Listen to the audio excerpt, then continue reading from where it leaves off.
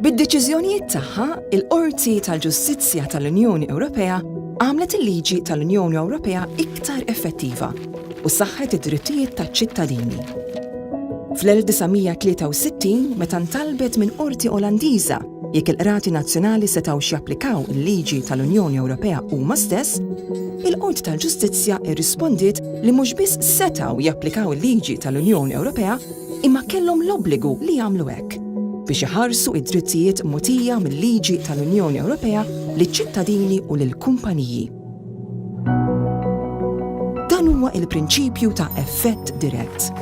Sena wara, Qorti Taljana staqsiet jekk il-liġijiet tagħhom biex jinnazzjonalizzaw l-industrija tal-elettriku kinux jiksru l-liġi Ewropea.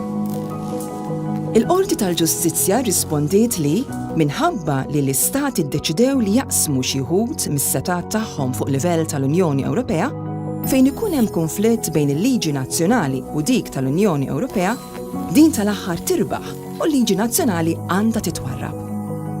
Din hija s-supremazija tal-liġi tal-Unjoni Ewropea.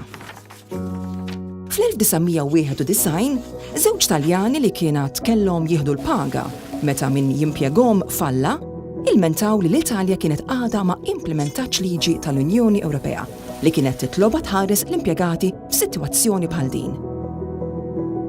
Il-Qorti ddeċidiet li individwu jista' jiftaħ kawża kontra pajjiżu, rati nazzjonali tiegħu stess, għad-danni li jbati meta dak il-pajjiż jonqos milli japplika l-liġi tal-Unjoni Ewropea.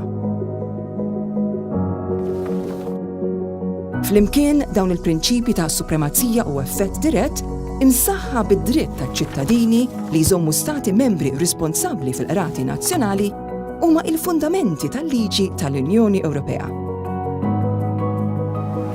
Huma jiżguraw li l-liġi tal-Unjoni Ewropea taħdem effettivament u li dan ikun l-istess għaċ-ċittadini kollha jgħixu fejn jgħixu.